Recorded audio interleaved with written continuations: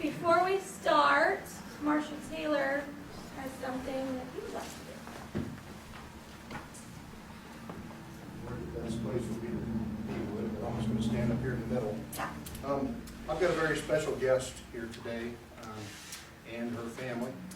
And if I could at this time, I'd like to ask Logan Seafried to come up. Everyone, this is Logan Seafried. Stand up here by me if you would. I'm just going to read this off to you. It's pretty self-explanatory. I'm presenting Logan Seafried with a life-saving award. On February 3rd, 2022, Logan Seafried, age 10, and her sister Tess, age 12, let the family pit bull dog outside. For some unknown reason, the dog attacked Tess. The dog continued to attack Tess and refused to let go. Logan had the presence of mind to call 911 for help and was able to give the 911 dispatcher her address so help could be sent. Logan, showing a great amount of courage and bravery, then attempted to physically stop the attack on her sister. Logan continued this attempt until police arrived, never leaving her sister's side. Logan will forever be recognized for saving her sister's life that day. With great honor, we present this accommodation to Logan Seafried. You're very brave.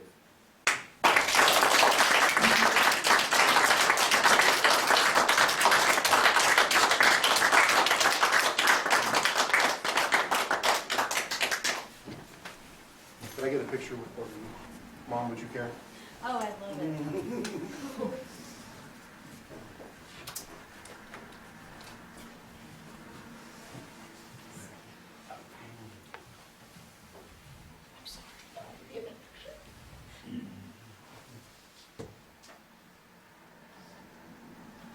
One more.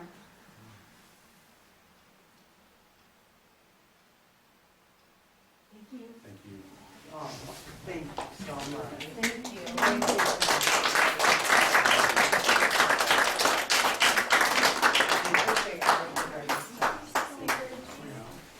That's amazing. Well, when I have a 10-year-old, and I hope she's never in that situation, but wow, I can't imagine. Be able to remain calm like that and know what to do, that's stuff that adults can't even handle sometimes, so that's amazing. That's amazing. We're recovering well, aren't we, sis? Good. Thank you guys so much. Thank you. So much for your time. Great job.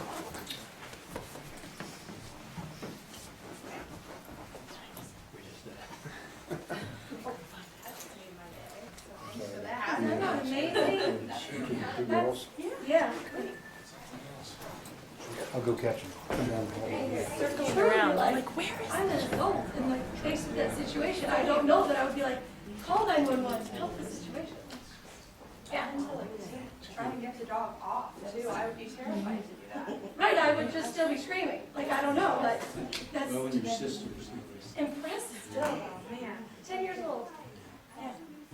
All right, it's Monday, March 14th. We'll start the utility service board meeting. We'll take a roll call. Ashley. Here. Stan. Here. Jen. Here. Carla. Present. And Ron, I'm here, so 5 members are the board. Attorney Alicia, do you Hold on. have? Could we do planning grant, Oh, yeah. the public hearing first? Excuse me. Excuse me, sir. We need to move We're something from going my to do the planning agenda. grant now. Go ahead. Okay, thanks. So this is on my agenda. It's just the public hearing for the planning grant. Really, I'll let Craig take it from here. Okay, thank you, Jen.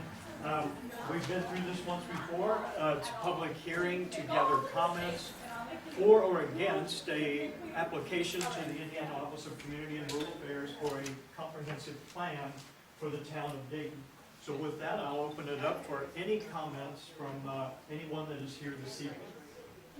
Ashley, you want to say something? Stan? I think we definitely need a plan to see what direction we're going forward with the town. Try to get some more recreation areas. Thank you. Stan Kiger? Stan Kiger, okay, thank you, Stan.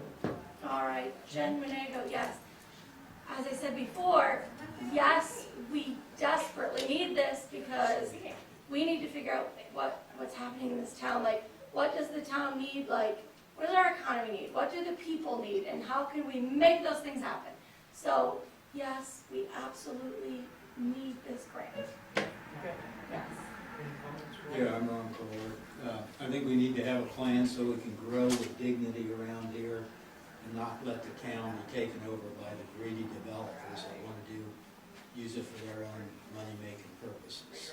So this will enable us to do a nice plan and plan it out accordingly. And based on what public input is. Yes, definitely with the public, because that's the purpose. That's an Yeah. important part of this. Oh, yeah.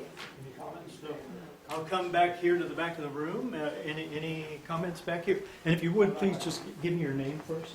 Cindy Marsh, 749 Shady Lane. Okay. If you needed them All addressed right. to. Thank you. And I've been asking actually for this type of comprehensive plan for probably 6 or 7 years, so that we can grow. We're a growing town, but so that we can grow in ways that preserve our small town identity and protect the environment and are just good for Dayton all around. Yep. Okay, good. And I would say your proximity to I-65 and Lafayette offers tremendous growth potential. Definitely. Ma'am, any comments? Put me on the spot. Okay. You have anything, sir? Okay, thank you. So, with no other comments, this will be all we need to wrap up the public hearing. Okay. And thank you, everyone, for signing in. The application is due on April the 14th. It's the same application. We apologize that it didn't get funded the first time, but it was a technicality, and if you were, I know Jen and maybe you, Ron, sat in on that meeting. Mhm. It was out of 200 and some pages of application, it was like 1 or 2 sentences that they didn't like what it said. So, and I did forget to ask, did you have anything you wanted to say? I do not. Okay, okay. So with that, thank you very much, Thanks. everyone, and we'll wrap this up. Thank Thank you. you. We do have a oh no. So it's just like last time, we have this resolution that we have to pass. It's a resolution authorizing application submission and local match commitment. Do you want me to read it?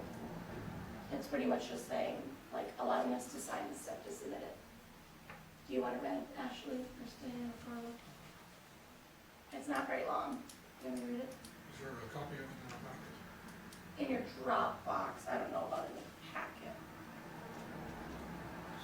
It's a resolution of the Town of Dayton, Indiana, authorizing the submittal of the CDBG planning grant application to the Indiana Office of Community and Rural Affairs and addressing related matters.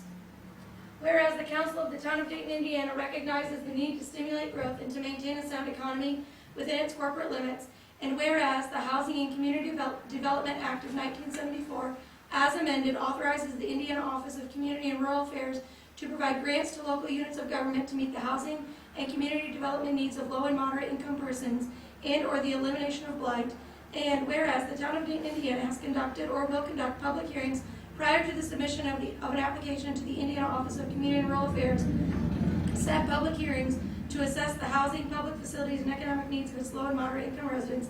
Now therefore be it resolved by the Council of Dayton, Indiana, that 1, the Town Council President is authorized to prepare and submit an application for grant funding to address a comprehensive plan and to execute and administer a resultant grant, including requisite general administration and project management, contracts and agreements pursuant to regulations of the Indiana Office of Community and Rural Affairs and the United States Department of Housing and Urban Development. 2, the Town of Dayton, Indiana hereby commits the requisite local funds in the amount of $5,556 in the form of general funds as matching funds for said program. Such commitment is contingent upon receipt of CDBG funding from the Indiana Office of Community and Rural Affairs, adopted by the Town of Dayton, Indiana, this 14th of March, 2022 at 7 o'clock p.m. So it's just the same as last time. Okay, so I move to adopt, is that the right word? This resolution authorizing application submission and local match commitment. I second it. Okay, this is your meeting, sorry, go on. Go ahead. Okay. There's been a motion made by myself and seconded by Stan to adopt this resolution. Is there any comment? Okay, how do you vote, Ashley? Yes. Stan? Yes. Ron? Yes. Carla? Yes. And I vote yes, so that's adopted, and then Ron and I will sign this. Is there a resolution number on there? Ooh, I don't know what it is. 22 dash, 2022 dash, whatever it is, your next resolution. Maybe Yep, you haven't the approved next- any yet. Have you, this year. I I don't don't think we've know. done any this year for the utility service board. well, this isn't technically just the utility service board, we just moved it to this, does that matter? Have we done new resolutions for the townhouse? See, I That don't we know. have. I don't think so. I don't think we have. No. 2022-1, Works for me. said like a question. And I do want to just mention that the board, that number one that Jen read, where it was that therefore, where it says the council president is authorized to submit an application. Basically, you're authorizing her to sign all the required documents to submit the grant. And then once the grant's awarded, sign any documents like the grant agreement and so on. So, in one resolution, we're taking care of all that.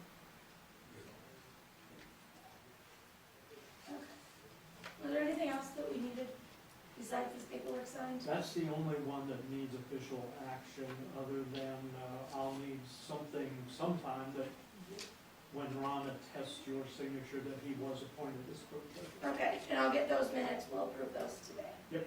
So, okay. Do you want us to sign this stuff and you can take it with you? If Or that do you- works for you, but Yep. there's no rush, whenever you do. Okay. Want to just take care of it now? Okay.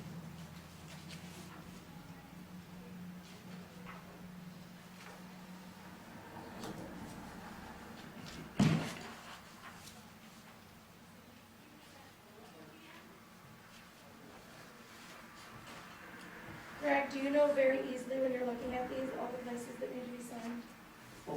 Yeah, sure. Yeah, that one. I don't know for This sure which one one are, which one's supposed to be me and which one's supposed to be this guy. Documents like this that talk about automatic deposit, and this is your This guy? W-9. This is what this thing. Okay, this is yours. Here, Ron.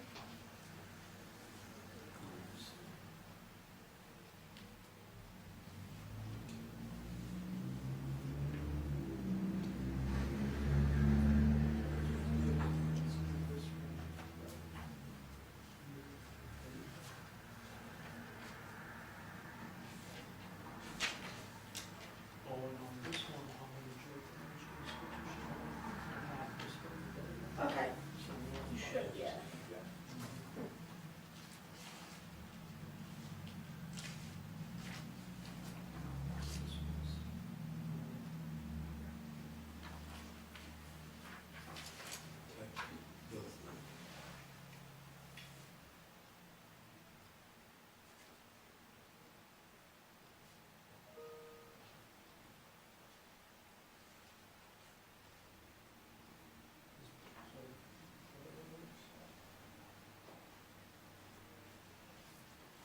Greg, I asked Mike today and then I forgot to write it down. Do you know when we'll hear? It was like, It's May- due on April May 14th, and 19th. it's approximately 1 month later. So about the middle, Yeah. roughly the middle of I May. think it was like May 19th. Okay, cool. Okay. Is this one?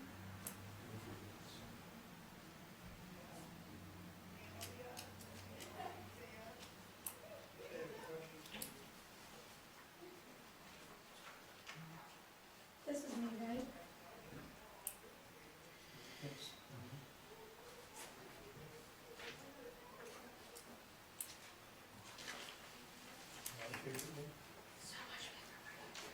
And this is just what we have to do. You guys have so much more paperwork. Oh, Ron, this is you. This is Ron. This is you. Oh, this is you. Mhm. All Ron. Very Cool. Mhm. Greg, do you want this folder? Just put it all in? I'll take it, yeah. Yeah. Mhm. Sure, thank you. Thank you.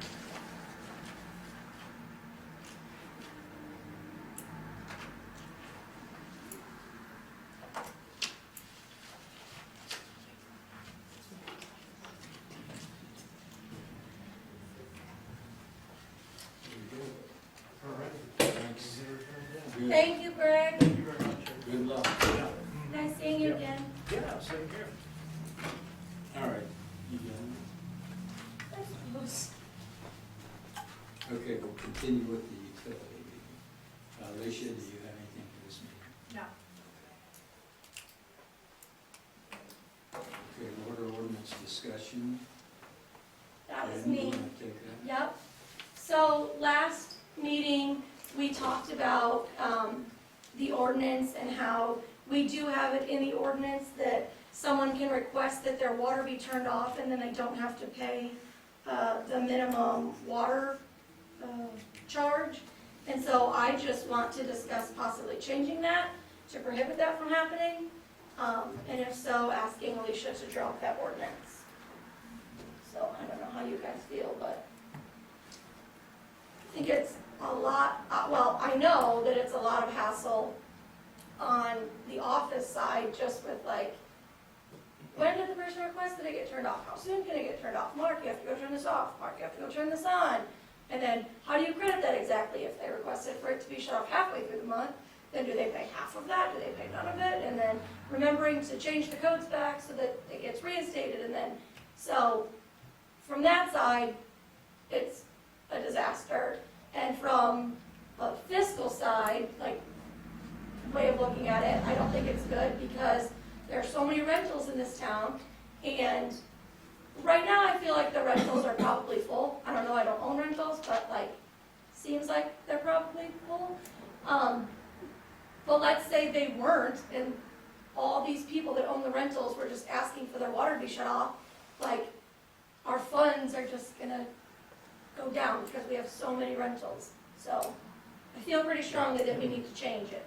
There's about, last time I counted, there was about 180 rentals, 185 rentals, so 30% of our town's rentals.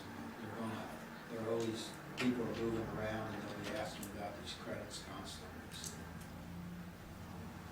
we need to keep it like it was. Where do we stand on getting our rate study done? Next month, I've asked Steve Brock, he's supposed to have a week ahead of time, to 10 days ahead of time. We'll be doing the wastewater first, so we'll be doing sending all of us the information that he'll present at the meeting, and then we can decide. So it'll be at the April meeting, then we can decide yes or no, or increase or decrease it, whatever, so, yeah. I feel like, that's information this board needs before we look into changing anything. There are some things that need to be changed. We need to set up I don't know what you call it, a watering credit or something. For swimming pools, for lawns and gardens and things like that. I disagree on not being able to have your water turned off and not have to pay a bill for a utility that you're not using.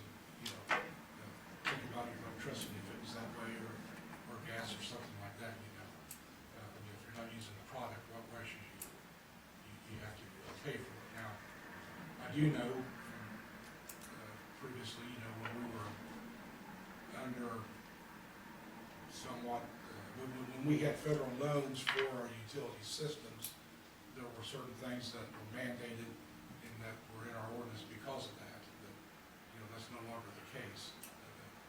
But I do think Stephen Brock needs to be involved with this and other things, and it needs to not be a rash decision. I disagree, with it being a headache for the utility clerk. This has been around for a while. It's not anything new. It's been doing this for quite some time. Do you know how many times it's been used though? I have no idea. No.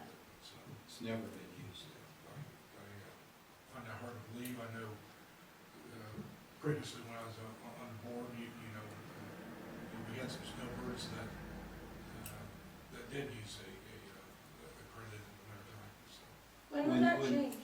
When Ashley was on the board, it was before I became clerk, right?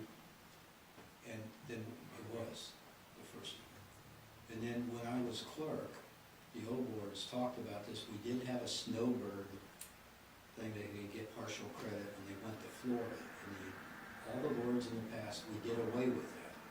We re-voted on it, they did, and did away with it because the town needed the funds, all right? And so, one thing, the water is losing money, okay? So, you don't wanna do anything until we get all the rate studies and it's losing money. So for years, we talked about raising the water rates, which we don't really wanna do, but we don't wanna go out there and advertise and have a third of this town, or 50 houses, or 20. When I sat in the office, there's a lot of people, there are only landlords that ask about getting credits along with you. I remember you coming in back in. And we told everybody no, we even did away, like I said, with those snowbird accounts, because it just hurt the town too much. And so, also after this last discussion, I called up Mark Smith last week of BF&S. Mike Smith, yes. And asked him what he thought about this whole thing. And he said, Ron, like I've told you 5 times over the years, you can't start giving credits and everything. That infrastructure that's in the ground, whether it's sewage or water, the meters wear out. I know we replaced the meters, but the pipes are down there that they leak, they break. We're gonna do a smoke test sometime to see where things are leaking and everything. But he said, you have to keep, the people of this town are eventually gonna use that pipe even if they shut off the water. It's still, the water's rushing to it, it's still eating away and rusting it and breaking it loose. And like some of our lines up in Deerfield there came apart years ago, it cost thousands of dollars to fix them. But he said, do not do that. He said, your whole town should evenly pay for the infrastructure and keep it going, you know? And he said, I've always preached that, and I still preach it. And Ron, I agree with you 100%. But the methodology that we're using is the wrong way to go about it, I believe, okay? And again, this is a Stephen Brock question. You know, instead of having this minimum, regardless if you use that or not, there needs to be a line fee or service charge or something like that, the same as what's on your gas bill and your electric bill. Electric company and gas company have the same issue that Dayton Utility has. You know, you've got the pipe in the ground, you spend money to get that pipe in the ground, you have to service it whether you have, you know, 1 customer or 1,000 on it. So that's, look at your gas bill, look at your electric bill, that's the way you're charged. You have a fixed charge and then you got a charge on top of that for your actual usage. Yeah, So when we look at when Stephen Brocken is here and we're looking at our utilities, you know, that's a conversation to have with them. But up till then, the credit that you can apply for is for the water. Water only, you still pay Okay, wait, sewer, you can never do the wastewater, stormwater, trash. trash or anything. But I just told you, our water right now today is losing money.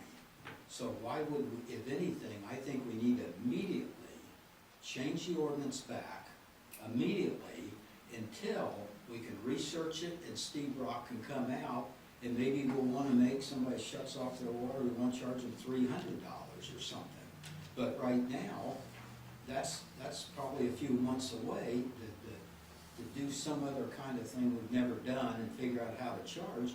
But we need to keep it like it is to maintain what we're at least doing, you know? And then if we want to charge even additional money, we can later. So I think we need to change that and get away from that right now, or people are gonna come in here and flood this office sometime, and I've got this shut off, I've got this, I've already had a couple of landlords call me up and wanna do it. A landlord is not gonna utilize that program for short-term use.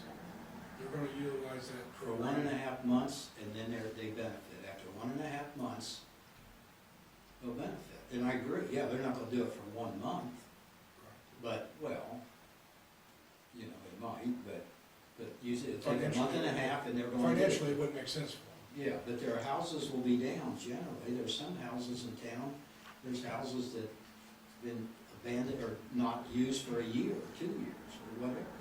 Well, they're not using it in the utility. So, But that's right, they're not using it, but they still get charged the minimum to help pay for our infrastructure and to pay for all these things. You know, that's just the way, it's not, I guess you're not using the sewage either, but you got a state makes you pay for the sewage. how do other towns handle this? Have we looked at that? How's Lafayette handle it? Well, I used to look at it all the time, and they always charge the minimum. You know, I mean, Does Lafayette have a minimum that they charge, or? no, I think so, yeah. I think one of our workers lives down by Market Square, and he pays the minimum, I think it's a 2,000 rate all the time. You can't get away with that, you know, so. Now, I haven't asked specifically in a few years. I'd have to do more research before I can vote on anything, and I believe Well, that we need to have Stephen Brock involved in this conversation. Well, we do, but we definitely need to not go another day and even lose more money than what we're losing. That just doesn't make any sense. I don't know what you think. I agree, I think to just, especially when, I thought it was already said that way.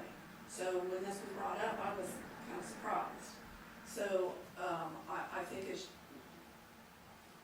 just to protect our infrastructure and our funds, until we can get the research for sure and know where we're at, what we need to do, and how we need to approach it, whether it's by a fee structure, restructuring how we build to begin with, well, whatever that is, I think we need to protect what we have current. And the way to do that is to redo the ordinance structure-wise, however it's worded, to not allow that currently, so we don't lose more money potentially. Because I think we're at risk for that. It may or may not happen, but I think to be proactive and avoid the risk is better than to wait until now all of a sudden, all these renters, landlords that you say won't do it are coming in, and we're just gonna be losing money hand over fist until we can stop the bleeding. And I would rather not deal with that. We can do this and then fix it later versus putting the town at risk. And I am not for that at all. And this can't be an immediate thing anyway, because it is changing the ordinance, so it's not like we can just say right now, like, let's stop it, and then not do it anymore. We need Alicia to draw up the change. So even if we decide right now, like, yeah, we want to move forward with that change, it's not like we can change it right now. I think we need to go ahead and change it now as soon as possible. So, I guess I've not seen that the water or sewer are losing losing money, okay? I'm not aware of that. We started on this rate study deal about a year and a half ago, and we still don't have the gentleman here to present it to us. I was on the board 6 years ago, and we started back then, we never did it in the 4 years I was on the board before. We did this. Yes, We did. what did you do about it? We did I can't remember if it was water or sewer, but we did one of them. Yeah. Yeah, but, Did you increase them, decrease them? increased it, yes. That was, when Lafayette was raising theirs, because they had to separate their storm water and sewer systems, so they raised it to us, I believe about 18% over a 3-year time period. Yes, yeah, we did take action, to kind of stay ahead. The study actually, we're saying, we're all saying, I think, go ahead and look at everything, but we know, I talked to Steve Brock in the last 4 months about, these things, and he said, water's losing money, so we know it's losing money. I'm not lying about that. I need Steve Brock to tell me that, but I think, You can what? Get the gentleman to the meeting so he can. What did you say first? Present He everything. just wants Steve Brown to tell him. Well, he can tell Yes, us. I think he needs. But to until tell us. that happens, okay, I personally think, last month when we talked about it or whatever, I think we're missing an ordinance or something. I don't think I don't ever remember the board changing our ordinance that we could just do away with what we call the snowbirds, and they could just shut them off at any time. Now, maybe they did, but it's sure, I think we need to research that even more too. But for right now, I think, I'll go ahead and make a motion to have Alicia look into it, write up an ordinance so we can take it back where there's no snowbird accounts or anything for right now, and then we can have more discussion on it. When she brings that up, you can do research and call Steve Brock yourself if you want to, you know? I mean, and he'll be here, have information for next month's meeting and everything. But actually, I'm telling you, I sit there and a lot of people pounding me on getting these credits. And if you start making that a norm around here, there's a lot of houses out here with 6-8 months with nobody in them, you're gonna be losing a lot of money, so. Are you done? Yeah. What was your I'll motion? second the motion. What was your motion?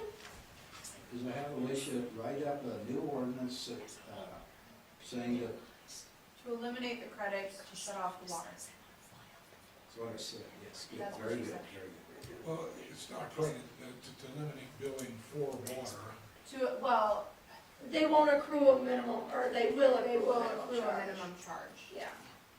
So I don't know whether it's called a credit, you're right, but You know, we're just trying to look at a lot, we found one account that hasn't been charged $200 for 3.5 years.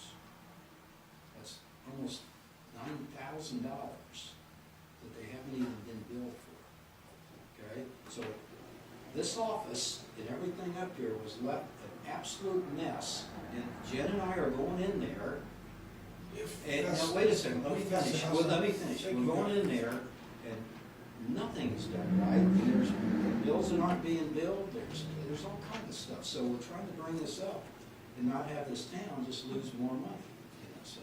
The house that you're talking about, I believe, a couple attorneys ago, we were told to This isn't a house, quit billing it. yeah, this isn't that house you're talking about. I'll tell you after the meeting. Okay, you wanna take a vote? Oh, okay, we got a Carla's like, motion. What's my motion?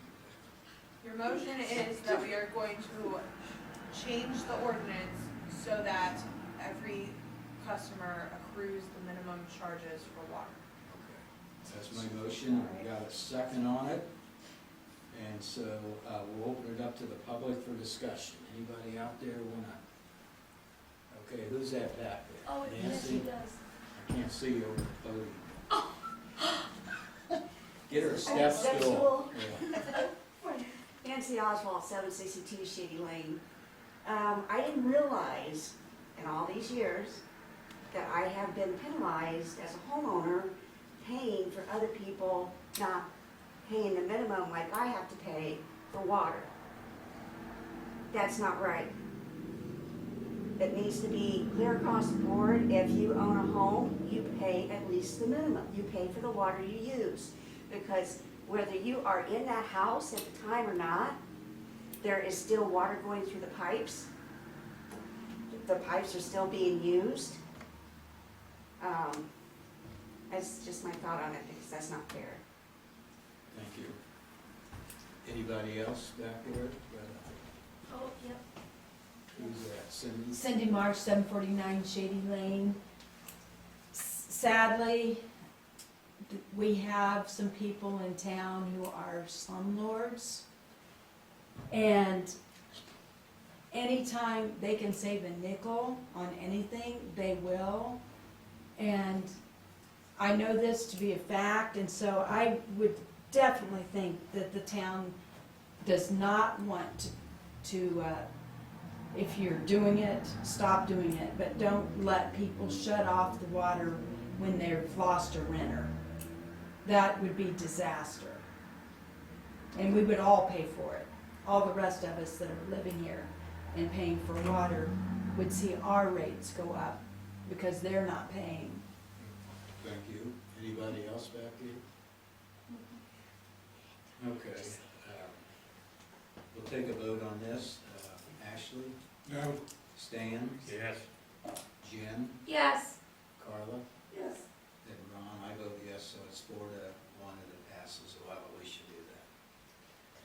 Okay, next up here is, Why don't we, if the water is losing money, why don't we raise the minimum bill to 4,000 gallons for everybody, rather than the 3,000? That's probably something we should talk about after Steve Brock. we can Bill still says do that. that, but there's still the people that aren't using the services. They still got those pipes, they gotta Right. spread that cost around to help Well, pay. yeah, I'm trying to help you spread that cost around, so. By charging everybody in the town more? By Yeah. increasing everybody's cost, and that's the whole point we're trying to avoid. Yeah, But you said we're losing money. So it sounds like. Well, we need to raise our we're minimum gonna find that money, because we're gonna find that a lot of accounts weren't being charged, or should have been charged these last few years. We're not gonna decrease, we're not gonna let people that get these credits. So if we all work together and everybody chips in together and we bring the accounts up that should be charged for, maybe, just maybe, we won't have to increase anything. well, That would be the ideal situation. I mean, I don't know the dollar amount, but I can tell you that we lost a lot of money because there were accounts in the thousands of dollars that never got shut off. In the thousands of dollars. And they just were left alone to just keep getting higher and higher bills. And then those people just left. Well, I think And during, that's that. I think during the That's pandemic, crazy. during the pandemic. No, before, pre-pandemic. Yeah. Yeah, we're finding out that certain people don't even get late fees for years, So, okay? I mean, they'll all come out, so. Okay, let's have our utility report, Mark. do you need a light on, Mark? The lights are off back there for some reason. I don't know why. No. Just leaving the peanut gallery in the dark back there. I think the battery's dead. Oh no, I think there's batteries in these. Very good. I'll try to speak up. Okay. So, to speak excuse me, to what you just were discussing, I do have the 2017 sewer rate study that was done by the firm that Mr. Brock works for. So if anybody'd like to see that, I've got it back there. And I don't remember the exact numbers, but it did recommend on wastewater side increases at 3, 5, and 7 years, so we'd be in year 5 of that. I'm sorry, what year was that one? 2017. Thank you. So, and I don't know that we've followed that schedule of rate increases or not, but anyway, that information's back there if you'd like again. First item I have under water is the 2021 water audit. So I submitted that to the validators. There's a list of people who review your information. They got back to me and said that they needed documentation for the numbers that I plugged in. So I was able to get, and it was 3 different reports. I was able to get one report from the utility clerk's office, but the other 2 reports I'm needing from the clerk treasurer's office. And I know that Larry's been busy trying to get everything up to speed. I just let you know that's where we stand right now on that, okay? We have till August 1st to complete that. So that's why I wasn't pushing him to get that information for me. And what it is primarily I have to have documentation to show this is how much money we spent to purchase the water. This is how many gallons we purchased. They're basic things, but Yeah. wastewater, College Street Lift Station. So on Saturday, February 19th, the alert system called me, the mission control alert system called me, said I had a pump overheating. Went over there, reset the relay on the pump, called me again. So I called FJF, our contractor for lift station maintenance. They came that Monday morning. There was a broken piece of pipe that had gotten up in that pump, and it was causing it to get in a bind, so they cleaned it. I don't know that we've got a bill for that yet, but, it'll be probably $300 or $400 when we do that. But that, you know, two good things. One, that's why the electrical system's set up that way, that it'll kick out a relay instead of burning up a $5,000 pump. And two, it alerts me that, hey, there's something going on there, you need to go take a look at it. So the system's working like it should. We'll move on to streets. So the Mulberry Communication Repair List. So on March 2nd, I submitted the list to Greg Maish, who is the new CEO of Mulberry Communications. That is Randy Maish's son. But I sent the list to him along with a photocopy of the page from our development guide that specifies how those repairs have to be made. You know, you can't just throw some cold asphalt in those areas. They have to be dug out, certain depth, concrete poured, all that. So he confirmed receipt of it, said he'd be getting back to me whenever they were gonna move forward on it. So, the wheels are moving on that, but I'm just trying to get everybody, coordinate on it the same, okay? 2021 CCMG closeout. So Jen has been helping me gather the information to get these contracts closed out. There were two separate contracts. We did the easy one first, just to make sure we could make our way through it. And that was the $14,049 contract for Pavement Solutions, where they did the crack sealing and then the fog seal on Republican Street. So we had that paperwork all submitted, and we got the release letter and closeout letter from NDOT back on that. So we've got one down and one to go. At least now we kind of know what's required, and I'll begin work with that with Jen this week. And hopefully we'll, at a minimum, I assume that we'll have everything closed out on that contract with NDOT by the next meeting. So, although we had till whenever, I mean, it's good just to get it behind us so that we can concentrate on the 2022 contract. And you can move that big stack off your desk. Yes, the 2022 contract, I have not heard back yet. They have not released the list of towns that have been funded. So we'll see when it gets there. I would suspect probably later this month, or at the latest April, we should hear something back. Okay.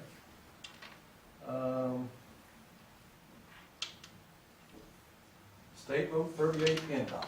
Okay.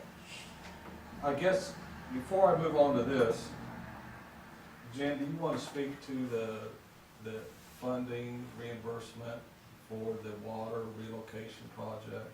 Yeah, So. we got it. We got the reimbursement. It was, well, I wish I wrote down the amount. About 86,000. 86,410 or something. So that's all done. That was for when they were like, hey, we're gonna come through, we need you to move these water lines, and it's gonna cost you $22,000. And we were like, that's a lot of money, we don't wanna pay that. And they were like, well, we need you to. And Ron was like, I'm gonna make a couple calls. So Ron made his couple calls, and they were like, yeah, we'll pay the $22,000. And then 22 turned into 45, turned into 74, turned into 86. So we were We reimbursed. did not have to pay it, and we got reimbursed. We were reimbursed not only for the construction costs, but also for the engineering costs Yeah, that we incurred from BFS. and it was like $12,000. So they're happy that we've got the lines moved and all that, and I'm glad to get that behind us. And there was some sidewalk replacement that had to be done, a fire hydrant that had to be relocated. So now that brings us to today.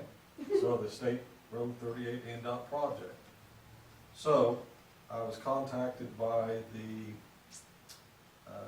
job superintendent with Reith Riley, and he said, April 1st, we're starting the project. He said, before then, you'll see some signage going up, some staking of utilities, or staking of right-of-ways, And he said we might even also begin any tree removal that is necessary. But the official start will be April 1st, so I would look for the highway to be closed from that point on, at approximately April 1st. And where is the starting point of the closure? Conjunction to Adams Road. Expected time period? The time frame, weather permitting, is the project will last anywhere from 6 to 8 months. Okay? So, Open for snow plowing. yeah. So, Friday, March 25th, is that a Friday? Yes. Friday, March 25th, I will be out of town, and that is the pre-construction meeting at the NDOT office in Lebanon at 1:30. So I've been to these meetings before. Primarily, this is what you find there. You find a chain, they give you a list, which is a chain of command, so it tells you who's running the job, these are their phone numbers, these are your emails. They'll give you a master schedule, which will show this is how we're hoping for things to unfold. And it'll also have a start and finish date. The third thing that I find helpful is that they will also give you, if necessary, any traffic detour maps. So, unfortunately, I'd already scheduled this family vacation before I knew about this. If one of you would like to go to it, that's fine, What time? 1:30.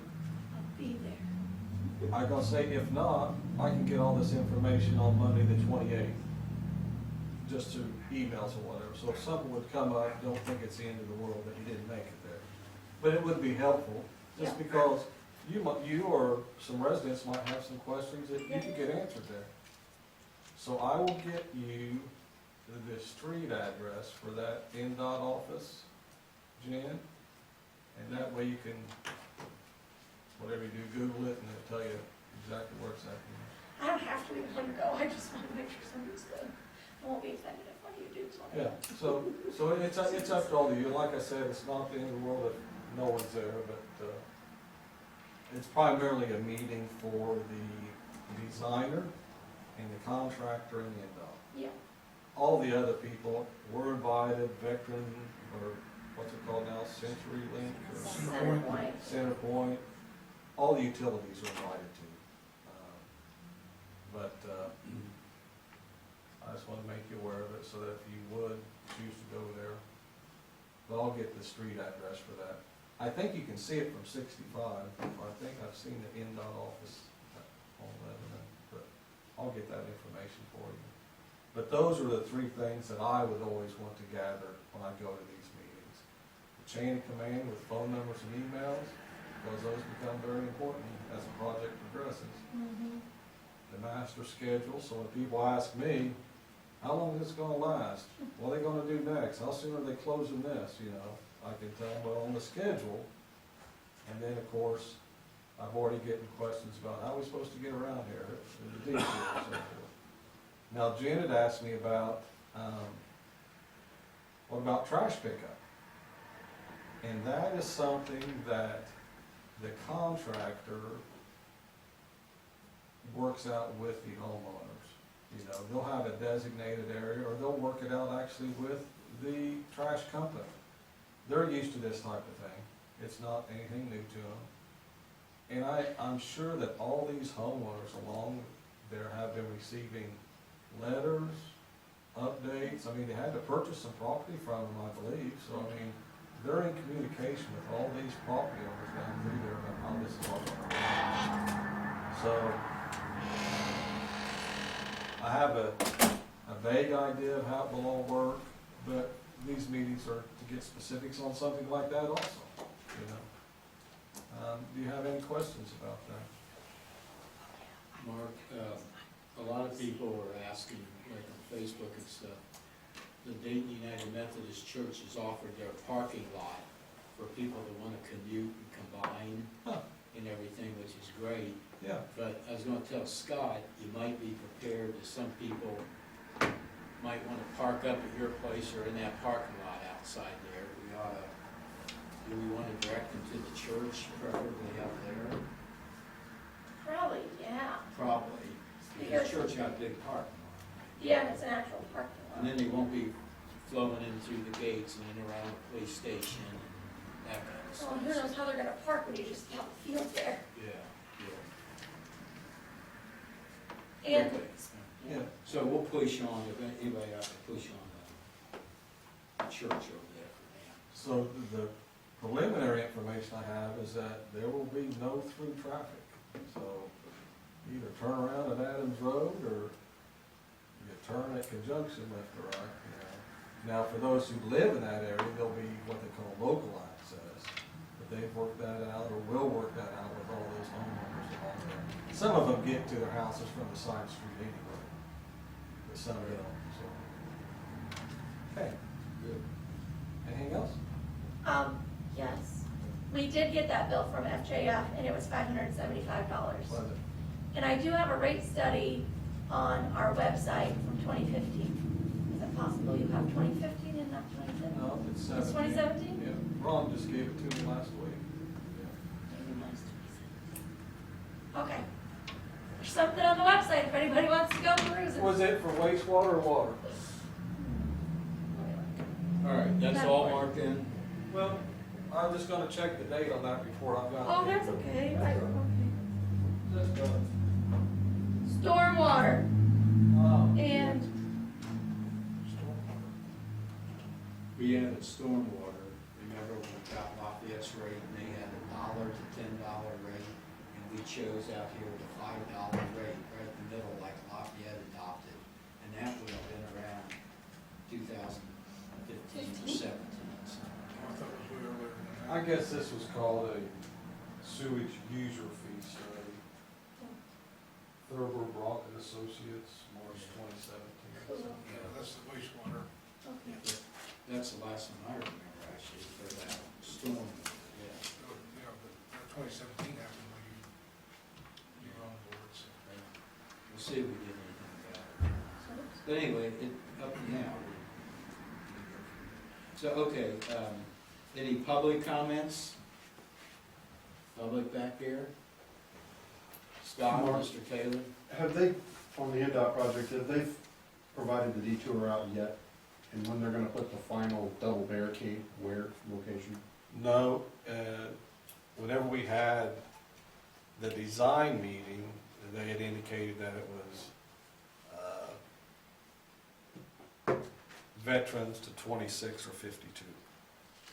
There was going to be the designated detour. But at some point, they'll put a final double barricade, and obviously. On 38 here. Yeah, Yeah. And I'm guessing it'll be just past Conjunction. see, that's not a good place for it, because a semi can't turn right or left there. Dayton Road would be the last place a semi Good turn. could turn right or left. Even though it's not preferable, it would be the last, because you can't get a semi down a side street past that without tearing up something. I would think they'd have something out in the interstate or something, road closed ahead or something. And they were, matter of fact, I did locates out there at both off ramps today and all through town here. But I don't know exactly what that signing says, to be honest with you. Because there's a difference between a sign saying road closed ahead than the actual double barricades blocking the road. And that's gotta be the last exit point, and we don't want that at Conjunction. Yeah. We want that at Dayton Road. Mark, Yes. is that information that would be provided at that March 25th meeting? Yes. Yeah. Is that something that we can communicate to them prior to the March 25th meeting? I have. Okay, I have. Yeah, Scott had raised this concern before, okay. and I was assured by the project design engineer and NDOT that would all be addressed. Well, we're gonna find out. We're gonna And find you know out what? a couple days before they start. And here's the thing of it, just like the thing where it needed to be changed for Haggerty, if we see what they've got and and it's not meeting our need, they'll work with us. They will add additional signage or move signage where we would like to have it, so. Yeah, they called, and they moved it that day. Yeah, actually. so there will be a little bit of a learning curve, for all of us. But we hope that it's, right the first time. But if it's not, we can request and they will adjust any signs that we need. I called, a lot of people wonder why they're doing two roads, Haggerty and 38. I had called a couple of months ago or so and complained about that and asked, when they pick a whole road to do, don't they look at what the state's doing or the county's doing so they don't shut everything? And they said, no, one doesn't have. I That's said, right. with computers and communication today, seems like it'd be easy to do. At the engineering meeting at the church, I was there with Stu Klein, the county engineer, and the state engineer, and they go around the room, and Tippecanoe County said, well, you know, we're gonna be closing down Yeah. Haggerty, and they might even ask, hey, can you, he said, no, we can't adjust that, that's on our schedule. So, yeah, there should be, but there's not. Seems like the county would be easier to change theirs than the state that's doing $30 You know- million project versus the You know, one thing I have learned about the county though is that, just like our CCMG, they get a certain amount of NPO funding allocated for these years, and they make their list and they earmark it 5 years in advance. And it just so happens that whenever that time frame comes up, this came up too. So I understand what you're saying. Yeah. But it was decided long before 2020. Well, that's some for sure. people have asked me why we let that happen, and it's out of our hands. I mean, our town board's the town board, not the county, not the state. I told a couple of people today, it's not our project. No, Neither one's our project. Mark did it. But, Yeah, but conjunction will be our project, hopefully, and yeah. so there's gonna be a lot, And Dayton. so many things. But that's gonna. Everybody just stay home. Yeah. We're on lockdown. And you'll be able to. Have to turn around and go drive. We'll get through it. We will. Okay. Any more, Mark? Thanks. Thank you. Okay, the council comments, Ashley, Stan, Jane, Let me check. Nope. Got nothing. Carla. We got a couple of things. For me, Ron, or? No. Well, maybe one of them is. Just a quick thing, without complaining here, but it seems like every meeting it comes up, and Ashley, you asked a question, was it in my packet?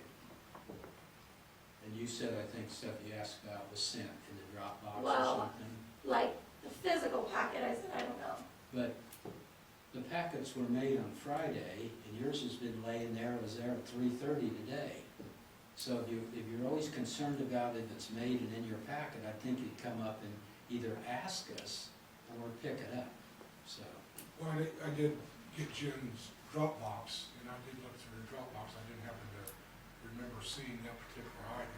Okay, I well, was surprised when I came in today that there was a packet, because, you know, for the past 6 or 8 months, I'd asked her not to, you know, do a packet for me, because it is in an email.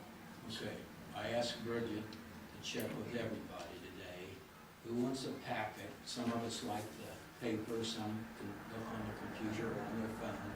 And she's supposed to check with everybody, because I think last year somewhere, it seemed like you and Carl and I all wanted a packet, or you said something about, well, they're gonna take a packet, I'll take one. So let her know one way or the other, and then we'll go from there. Sure, I have. So, okay. The second thing is, we need to be thinking about this. We're doing, in this next road money, grant money, we're doing 2 cul-de-sacs. We're doing a hammerhead and a cul-de-sac, and a Wesleyan Drive and a Shady Lane. The cul-de-sacs, we need to decide when those cul-de-sacs or the hammerhead is made, who gets to sit their cars on them, Because as I've been going around, you especially want these cul-de-sacs, or the last board wanted Shady Lane ended in a cul-de-sac or a road, whatever. But all the cul-de-sacs in town, and the cry was, you had to turn a garbage truck or a school bus around. But if you go around right now, every single cul-de-sac, every single day, has got so many vehicles in it, you can never turn a school bus around it. So we need to be thinking, when these last cul-de-sacs are made, and any in the future, do we want to have an ordinance do we want to keep it like it is, that people just park on them? Or do we want to have it so that if the intended use is to turn a school bus around, which there's never a school bus turn around in a cul-de-sac in this town, but if that's the case, do we want to have an ordinance say they can't use a cul-de-sac to park on? So what was your thought when, a few years ago, you proposed, or the engineers proposed cul-de-sacs? Well, I'll remind you that the last board, you ordered the preliminary engineering report to look at feasibility and, get everybody's input and all that, and then the last board decided not to act on it, and even took a vote as such. Okay, and this board brought it up, and they're evidently using this preliminary engineering report, although it said nothing about a hammerhead. A hammerhead doesn't quite do nearly as much as what a cul-de-sac does, but I don't know that we've had a vote to do a hammerhead in the West Van Drive. But anyway, Shady Lane, we did vote on a cul-de-sac, and I haven't given much thought as to allowing parking or not allowing parking. If it's a public right-of-way, I don't know how you not allow parking. The cul-de-sacs are designed to, allow garbage trucks to get around and that sort of thing. I know oftentimes in the evening when people are home from work that, yes, they park on the street, and they park on cul-de-sacs, and they park, wherever they park. And then during the day, the same places are oftentimes vacated. I suppose if there was a need for a school bus to be in a cul-de-sac, that, the neighbors would make arrangements to allow enough room in that cul-de-sac for that school bus to get turned around. So it's, okay.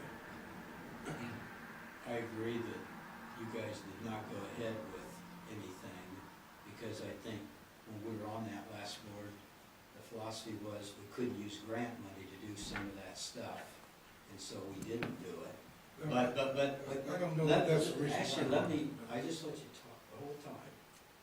But if I remember, before they did that engineer's report, there was a letter that you passed around everybody from Ashley Stevenson to the engineers, and one of the things was on there about asking them about the cul-de-sacs or putting a road through there. So, and I talked to Mark Abers, and he said I did exactly, I just talked to him the other day again, I got it on an email, he did exactly what Ashley Stevenson wanted. Now, but we found out, Which was what? which was give several, 3 options. On Shady Lane coming in was to take the curves out of there and go straight through, or make the curves less. On the back part was either go cul-de-sacs or run the road through the field. So you didn't do either one, but you did, they did draw it up according to your recommendations and everything, Well, I'm not an engineer, I didn't recommend anything. I pointed out the problem and asked for solutions. What was the problem? The next, I'll bring the letter, the next meeting we'll have, you recommended what they should do, what you wanted them to design. He said we could have designed a lot of things, and by the way, on page 14 of that report is the hammerhead. If you read it, it's about a hammerhead. It's an alternative for the cul-de-sacs, is putting in a hammerhead, said that it would solve the purpose of trash trucks or school buses, as long as the school buses are allowed to back up. And we know in this town they are allowed to back up.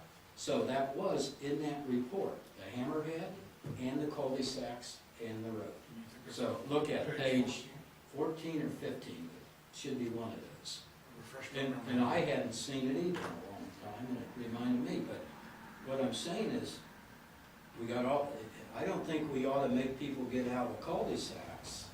I just want it to be known, the reason when we do cul-de-sacs, we're not gonna use it like before, saying that school buses need to turn around, because school buses, during the day, I check every cul-de-sac, every single day, 3 times a day, and there's cars in every cul-de-sac 3 times a day, every day of the week, every day of the month. So, we're gonna have a problem if we wanna do it for school buses. Okay? So, anyway, I just wanted to bring that out so everybody can be thinking about it, if we wanna do something and have an ordinance on these cul-de-sacs. I think that's all I had, so turn this meeting over to Jim. Thanks. Just let my count, please. Oh, thank you, it's official. All right, this is the March 14th, 2022 Dayton Town Council meeting. Ron's already taken roll call, and we're all still here. We moved agenda item number 2, the public hearing, to the utility meeting, so that's been taken care of. So we are on to the attorney. Okay, I've got 3 things. Okay? First thing is the indefinite stay of administrative proceedings for Randy Martin's disciplinary action. He approached us and asked if we would be willing to put that on a stay until he had resolved some other issues that he is working on. And we discussed it and talked about trying to clarify a few things that were in the town's best interest, such as eliminating the back pay provision so that he would not be able to receive any back pay from the time that he was having the disciplinary action back in, I think, July up through the stay. Suspension of the clothing allowance, so there wasn't any confusion there, and then we would just stay the proceedings until his other issues were resolved. And they had asked that we get that passed if you all agree with it. So I would move to approve this agreement for indefinite stay of administrative proceedings. Second it. Okay, there's been a motion made by myself and seconded by Stan. Is there any discussion before we vote? Okay, how do you vote, Ashley? Yes. Stan? Yes. Ron? Yes. Carla? Yes. And I vote yes, so. Second thing I have, you all had asked me to revise the billboard contract. If I did email it late this afternoon, so if you'd like a copy, I have a paper copy. But essentially what I did is I just added language in there that said that it will automatically renew year after the term. And I took out, there was language in there that said that it shall not exceed a 10-year renewal period. And so I removed that language and then added that we could terminate, if we wanted to terminate the contract and not renew it, we could send notice in writing, either party could do that. So that's the only thing that I changed to that, and that's what you had asked me to. So how long is that contract for? The contract is for a year, but then it has an automatic renewal provision each year. And it had, Up to 10. it used to have up to 10, I took that out. Now what it says is that it automatically renews unless we provide notice 30 days before the date it will automatically renew. Okay, so that because with those billboards, they're going up so high quick that we want to look at it each year, probably. So, yeah. And so, yep, we just need to make sure that every year, 30 days before it's set to renew, so 30 days after, or, before the date of renewal, we look at it and send them notice if we And want to when is the cancel. renewal, is that in May? I think the original was, but we'd have to re-sign the contract. Yeah. So whenever we sign the contract, it would be a year from then, and so we'll just wanna make sure we pay attention to look at that within. And wasn't it last signed in like May of 2010? 2010. So. Yeah. And I think it was November of 2010, maybe the 15th of November. But yeah, we're Way we need due to re-sign it because the 10-year period that was in the original contract has lapsed. So, does anybody wanna? Did you email that to all of us? I emailed it to Jen, and Jen said she would put it in the Dropbox, but I did it like late this afternoon. So, if you want a copy, I have plenty. Yeah, but just give it to them. I'm gonna pass those around. You can all take one if you want.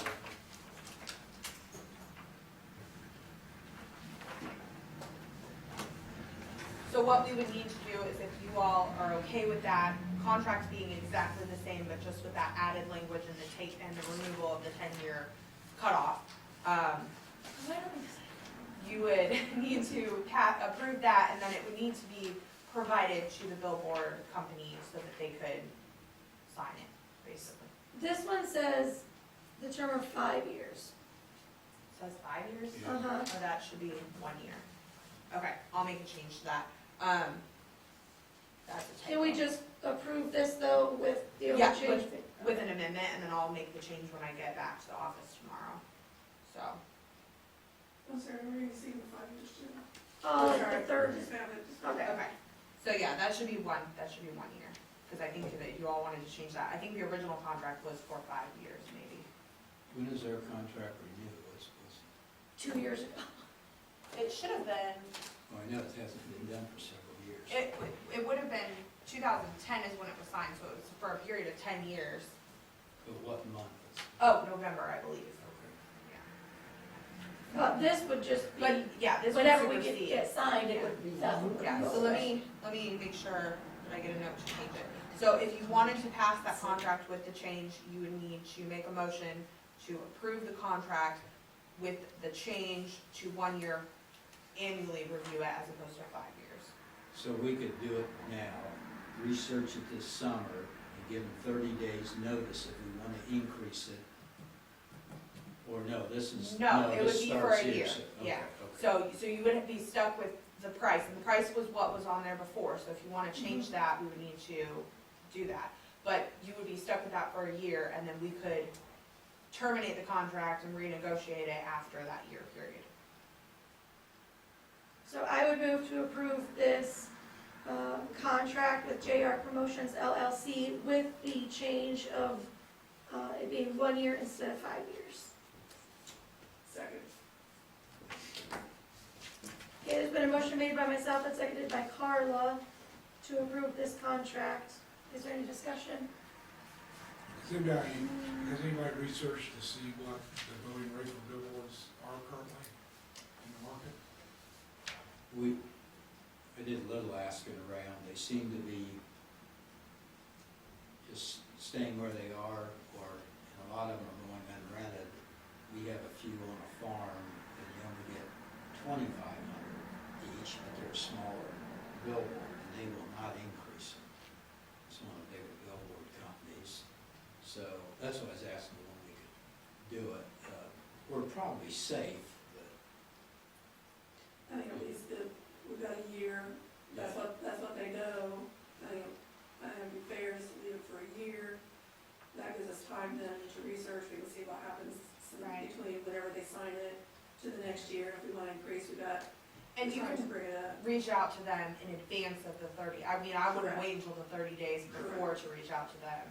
That Start gives us plenty of negotiating. time, and it's not sticker shock for them all of a sudden. With this being an interstate location, and obviously the exit north of us has grown substantially in the past 10 years. Well, it seems like maybe demand might be up, but, I'm not. Correct, I'm and not I in the market. agree, and I think we need to find that out, since we don't really know, but, and they haven't signed it, we haven't signed it in so long. I think to say, here's a new contract, and we're substantially increasing your cost, I think that's the fairest way to go. But that's or just my if opinion. you do want to research it and maybe change it, like in September, August, October, you could not sign one, right? Mm-hmm. You could terminate it and then just not re-sign with them, and you could find somebody else who would run the billboard. The other thing is, you are making one change that's significant to them in that you're doing it a year to year as opposed to 5 years, and that is something that is a change that they will need to digest. And so, doing that change, they may balk at that, who knows?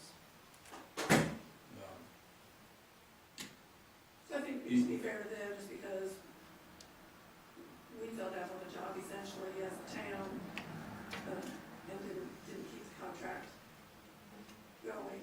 I think we need to be fair to them as well. But, yeah, I think we need to find out for our best interest what rates are going, but Do you want, that gives us time. do you want to give them a year from now if we sign it, or do you want to? The contract isn't renewable No, Well, no, that, no, that will be superseded, so when we sign, so right now their contract technically is up, yeah, and they're just doing kind of a year-to-year thing just because they've been paying us and we've accepted it, so Yeah. it's kind of an oral contract, so to That's what speak. I'm saying. Well, I think- If we don't sign this, then we have till September, October to go ahead and say, we've researched it, we want a new contract. Potentially, yeah, I mean, Yeah. in theory though, since the contract is, the terms of the contract, the term is up, Right. we could theoretically do that at any point, we wouldn't have to wait until November, Okay. but we could. There was a letter in the thing about another billboard company would like to rent that sign. I called them back, but they have not returned the call. So maybe you wanna table this. You want to table it for 1 month, and you give us a little time to, let me This is, try to get a hold of them. Or not. this is the first time I've seen this, and It's the first time you've seen the amended one, yes. Amended one, yeah, it's essentially the same outside of the changes that you told us, and what we Yes. saw Correct. when it was brought up. Correct. Is that okay with everybody? Fine. Just a month or so, and then we can do the same contract you got and everything, just change the date. That, you're not hurting my feelings. What we would need to do though is we do have a motion on the table, so we would need to vote that down, and then we would need to do a motion to table it for a month. withdraw the motion. Or we could withdraw the motion. I withdraw my Jen motion. withdraws, okay. I have a question though, so you're talking about, we would potentially have this contract with a new company as opposed to the current company. We could. Okay, but if it's the current company, if this other one says, no, we don't wanna do that, it would remain with the new company. So then we're right back where we are right now. So, No, am I understanding that? in the next month, this other company says, we'll pay you $6,000, and we say no. And then we do a little research, I call 3-4 places, and for that size of billboard, and if they say the highest we're gonna give you is $7,000, then immediately we can bring it up to a board and just go ahead with this contract. Like, probably get it done by next month, you know, get the information. So does the town own that billboard, or did they just rent the area for that billboard to go up, and the company owns the billboard? The company owns the billboard. So we couldn't change companies. Well, we could just stop giving that company the spot for the. Right, so the company owns all of the equipment, and it's their personal property, so all of the signage, that's all of the company's. But if we decided not to renew the lease, they're essentially renting the ground from us. They could come in and cut it down and take it away. And then the other company would have to put theirs up. Yes. Okay, just so you guys know, a long time ago, we were getting $1,000 when I was something. We were getting $1,000 I bet it's when he was a clerk. year. And one day, it seemed too cheap, so I went and brought it up and checked around, and we increased it, I think, to $6,000 immediately. And that company didn't balk. They just, I don't know why, you know, they must have felt that it was worth. So I guess, I didn't realize that they owned the actual billboard too, but I guess we could always just, if we find out it's worth more, we could just say we need to have an increase, 10%, $500 or a year, or $1,000 a year. But we haven't done, that $7,000's been around for quite a while. And that's kind of my point, you know, it's just like farm ground that we, you know, get. Yeah, pressure we for. increased it, we just, You know, we need to research it, let's do good on this tonight. Let me make some calls and find out. Just for the record, when we brought up this billboard, it was also brought up about how much we were charging. So it's not like Yeah. this is new information. Yeah, I know, we forgot So, that, okay. just. All right, then I move to table this billboard contract to the next meeting. A second. Okay, there's been a motion made by myself and seconded by Stan to table this. How do you vote, Ashley? Yes, Stan? Yes. Ron? Yes. Carla? Yes. And I vote yes, so it's tabled. So that'll give me a chance to change it anyway. Maybe, right, so I'm good with it. Okay, third thing I have is the CPA contract with Larry Tippin. that I understand, I wasn't here, but I understand that you all decided that you were gonna work with a CPA for the clerk treasurer to assist with town. And I did review this contract, I made a few changes and sent them to Jen. I have copies if anybody wants it. The changes were made a while ago, so it wasn't today. But, so you And they may- did get that one. So you have seen that one. Yes. So that will need passed if that's something the council would like to pass. I would move to approve signing this agreement for financial and accounting consultation services with Larry Tippin. Second. Okay, there's been a motion made by myself and seconded by Carla to approve this contract. Is there any further discussion before we vote? Okay, how do you vote, Ashley? Is Larry Tiffin just a CPA, or does he have prior municipal experience? He is ex-state board of accounts. And CPA. Oh, yeah, he is a CPA, but yeah. And he does a lot of work for other municipalities. I vote yes. Stan? Yes. Ron? Yes. Carla? Yes.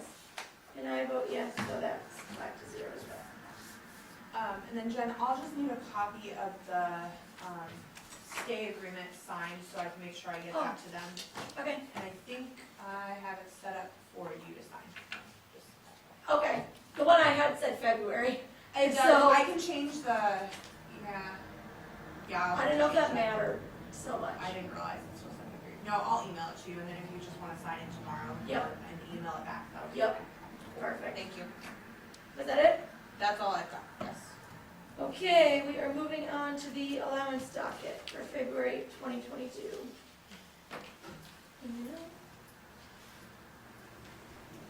I just realized that I don't remember renaming this. Did I give you guys an allowance docket? I don't think so. Did you? Just literally, I did? Is this not it? That's a No, that's the claims. Oh, sorry. No, yeah. I thought I. Well, we're gonna save that for the next meeting. Not approving that. Sorry, guys. Second. We'll just zip right past that. This with that. Yes, but this claims docket, we do have that. So I would move to approve the March 14th, 2022 claims docket in the amount of $157,226.90. Second. Okay, there's been a motion made by myself and seconded by Carla to approve this claims docket. Is there any discussion before we vote? We're not going through invoices. No, I'm so excited. I did send some to you, Right. individual ones. We Yeah. don't have to go through them individually. I mean, Hallelujah. Actually, we couldn't do it before because we asked for the invoices and she wouldn't give them to us. So therefore, you couldn't. We didn't have everything we on the didn't have claims everything to on it. approve, That's but why now we're we doing have. every individual one. Now, you can ask for anyone and gladly you can get anyone, so.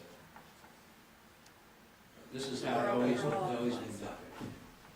So we're not, Yeah, like, so I sent you like that FJF invoice, but it's on here.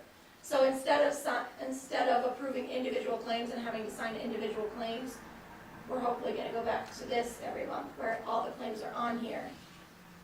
And we just approve them all. It's always been done, yeah. right. So I didn't understand why we were doing all these individual claims before.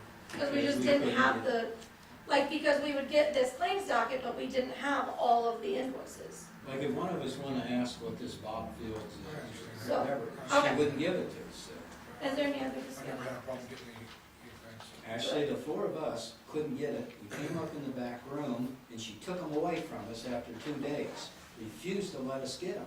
For a year, we couldn't get them, so So, yeah, I have it's questions. immaterial, Okay. you can get them or All not. right, all right, questions on Alpha, on the Haleys. Which, Well, both the Haleys and, the Alpha, Haley's, we had to rekey the locks after the clerk treasurer quit. Every time that's done, every clerk treasurer, when they quit, it's done. Anytime anybody has keys. just saying, what was it, like $800-900 in $600. Haley invoices? I mean, we can't control, I mean, Haley's does our locks, what would I, 760. want me to call someone else? And then Alpha, that was also a significant bill. Yep, this was, oh, okay, so part of this was going into the clerk treasurer computer, and he did a lot more things that are like, perform disk cleanup and, whatever, but he had to change the password to the email, change the password to the computer, and then in the email, there were like 5,000 emails that had been deleted, so he had to recover those. Did you see all these? Are you asking something that's not on Why here? do you have to cover deleted emails? Because there's a statute that says that we have to maintain those records for the public access laws, that if somebody would request those, we'd have them. So if they were clerk treasurer emails, we gotta recover them. Okay. I'm glad we did that. Yeah. It's a pain. He does a good job of listing out all the things that he does. What was the We're other one? securing all our lines. and Because everything. these are the ones that I did put in the Dropbox, because I thought you guys might have. Right, I did review that. Oh, okay, okay. Was it just Haley's and Alpha? Or did you say another one? Larry Tippin, he's a new employee or contractor, I guess. Yeah, Seems pretty expensive, but, it's $75 an hour. yeah. Well, No. the- Yes. Actually, we're recreating everything, and Jen's doing a fantastic job, day in and day out, every day up there with the guy. We have no passwords, we have nothing left. Geez, we're And the finding, good thing is we're not paying a clerk treasurer a salary, so, you know, when we do have to spend the money, it's not like extra money that's being spent. it took me downtown today, we're finding out that our bank account that everybody's roaring about, that we couldn't even access, the main administrator is a lady that lives in Florida, that's not even in this town, a citizen of this town, is the main administrator of our bank account. So, and has access to all those records and everything. So it took a day. Not just access to the record, this person can move money. Can move money. This We person can only do whatever wanted they to want. see, we just wanted to see the statement, and certain people just crucified us. Now we find that, we're finding out a tremendous amount of stuff, actually. You know, Well, that, I think the lady's a former board member, and it's an oversight somewhere that, you know, when you leave the board, you know, oftentimes your names stay on. no, stuff. actually, it, She hasn't been on the She board hasn't been on the for board over for 2 years. 2.5 That's years, a- she was put on that after that, Ashley. But the key is, we're all elected officials, we do the finances of this town, and we can't even get a bank statement, but yet here's somebody that can go down there and access and actually move monies around. And I would just like to point out that being an administrator on our bank account, you can go in and see who did what and when. And it's not like she just stopped accessing that after she was no longer a board member. She was probably doing the reconcilement because our clerk didn't do it. Anyway, okay, do you have any other questions about the claims docket? Sorry, okay. So the motion was made by myself and seconded by Carla to approve this claims docket. Was there any further discussion from the public? Okay, how do you vote, Ashley? Yes. Stan? Yes. Ron? Yes. Carla? Yes. And I vote yes, that's approved. 5-0. Okay, on to the reports. So our January 2022 reports are on here because we couldn't approve them last time. We couldn't get it to reconcile, we couldn't get the balance. We got that done. So I move to approve the following January 2022 reports: the appropriation report, the bank reconciliation, the fund report, and the revenue report. Second. There's been a motion made by myself and seconded by Carla to approve these January 2022 reports. Is there any further discussion? Okay, how do you vote? Ashley? Yes. Stan? Yes. Ron? Yes. Carla? Yes. And I vote yes, those are approved, 5-0. The February 2022, I cannot get to balance yet, so we will wait on that. And Wait. wait on the We'll just take a brief recess. Want to say something else? Does anybody want to? minutes. Yeah, I'll have to. I really should have say something. Pass on that. I don't sing in front of people typically. All right, I I guess I will. No, just kidding. That gets scary. Everybody better leave them.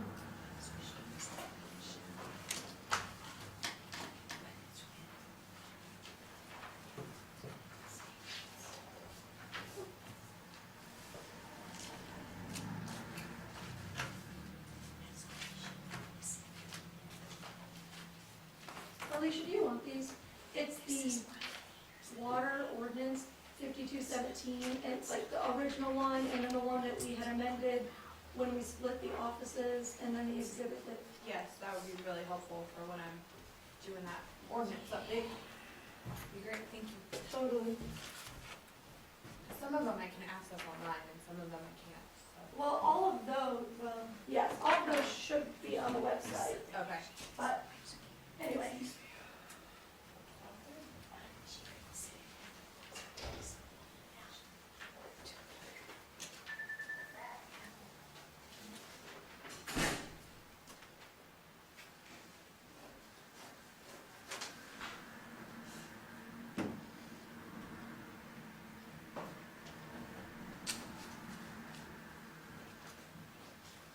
All right, moving on to the minutes. I move to approve the following minutes, which you guys all have. February 14th, 2022 Utility Board, February 14th, 2022 Town Council, and February 23rd, 2022 Special Meeting. I'll second the grammatical correction on the special meeting, page 2, first paragraph. Hold on, too fast, not there. Special meeting, second page, what? First paragraph, line 4, last word. Should be head, not heard.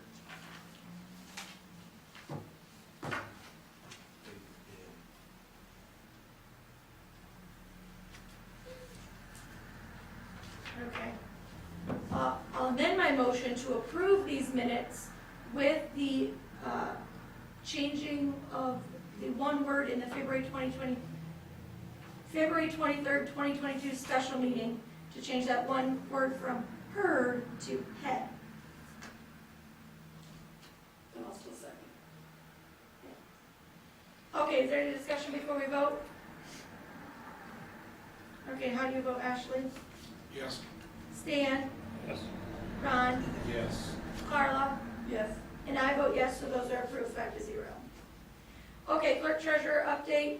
So I was just gonna mention that, everything is hopefully getting all, what's the term, like, smoothed out.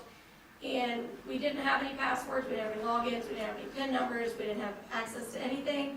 And I think, aside from, like, maybe one website that gets automatically taken out of our bank account every month, the gas credit card, I think we have access to all things we need until something else comes up and we realize we don't have access to it. No, but I think that things are finally calming down and we're getting a handle on things. There were a lot of things that were like not up to date or just completely wrong. And so like taxes hadn't been paid for a few months.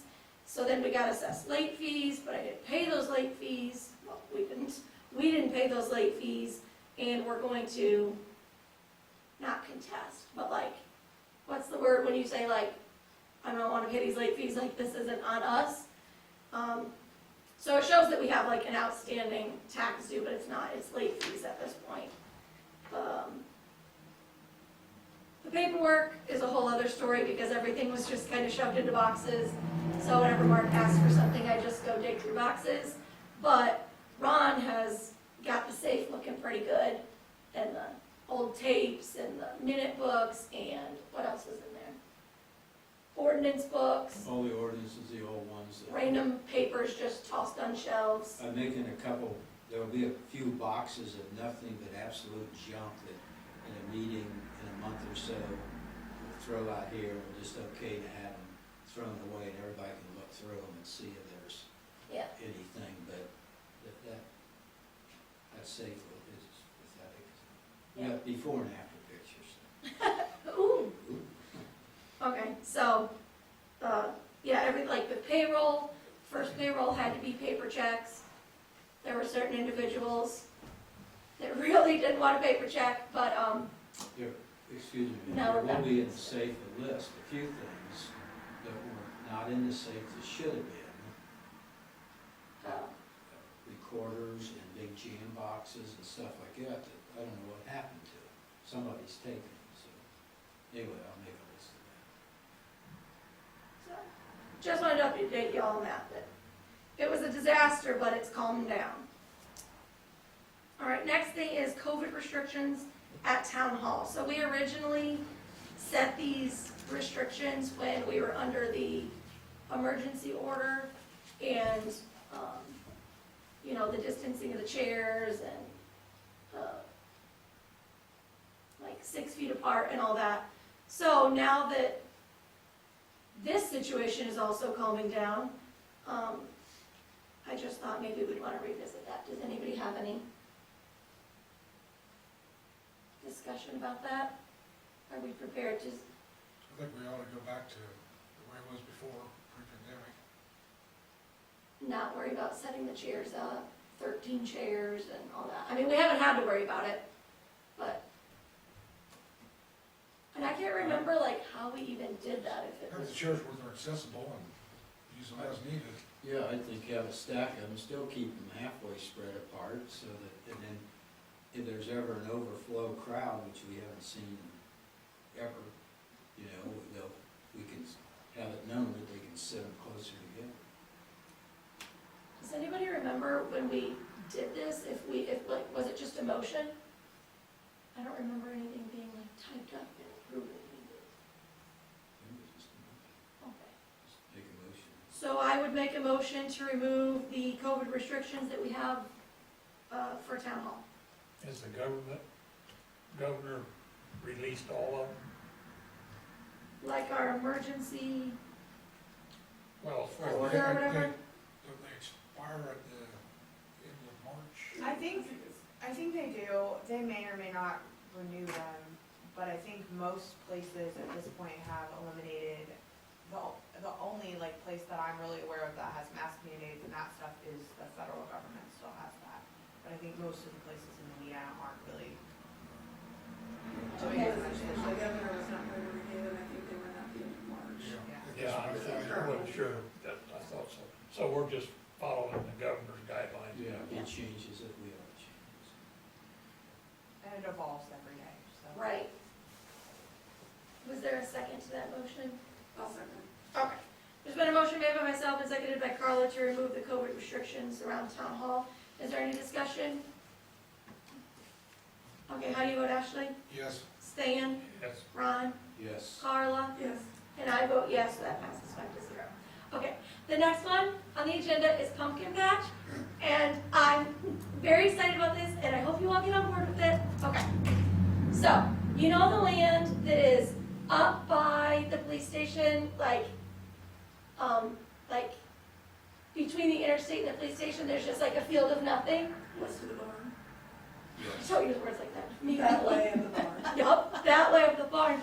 Yeah, I thought it would be so fun if we made it into a big pumpkin patch for the town.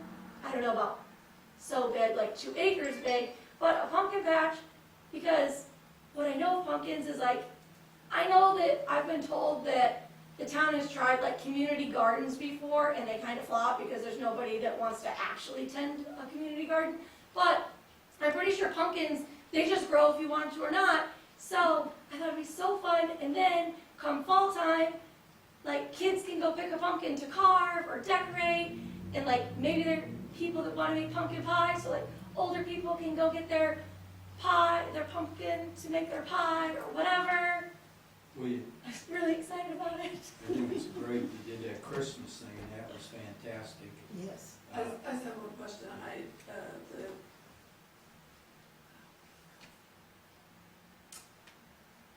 They're not trash cans.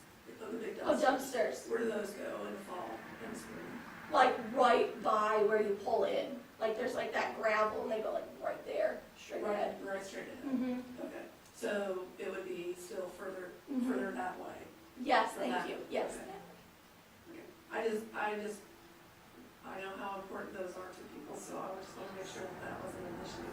Otherwise, I think it's an excited too? Do I ever get so excited about anything? Well, not yet. Right. As excited as I normally get. It's an interesting idea, I don't know how long ago, but it's worth a shot to try. It'd be interesting, I think the kids might enjoy it. And you don't have to Even if nobody drive. comes and gets them, we can run the hog down on them. And I know a lot of people used to drive down to other pumpkin patches and it'd be, Like surely people would want to decorate their houses and stuff, like. So would you have a weekend or two where they come out and we advertise it? Yeah, the well, kids okay. come out? You know, I didn't want to think that far ahead and like make all the decisions in my mind. I was hoping we could talk about it. Like, I was thinking, I don't know how much money it would take to put into it, but if, say like, one weekend you wanted to do like free pumpkins for Dayton, and then another weekend do like, take the pumpkin for a donation, like people that aren't in Dayton, or $1, I don't know. Or do all the kids free pumpkins and the adults that come with them, donation for pumpkins for the flag fund or something. Sure, and if they donate 50 cents, fine, if they donate it all, A yeah. couple, yeah, Something. decide. And I had Ron talk to a farmer guy he knows about preparing the land. Okay, my daughter and I grew a 1/3 acre pumpkins a couple of years ago on our property, and it's pretty simple once the ground's all chiseled up and plowed. But because this has got sod down there, the exploration acres and other places, we would round up, first of all, Mark said there's about 1.5 acres to 2 acres, right? And when Jen mentioned this, I thought, well, maybe 1 acre of those two, and leave grass all around it so you could drive, and maybe a strip through the middle. But I would go down, the town could buy the Roundup, I'd go down there and round up the whole thing, and you round up it twice, get the grass down to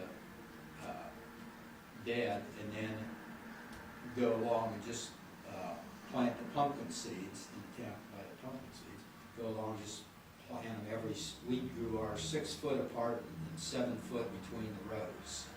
So after one tilling, or it wouldn't be tilling the first year because of that dead thatch, within a month, everything's grown together, and basically you don't have any weeding or anything. I mean, you might go in and pull a few big weeds, but it's pretty simple.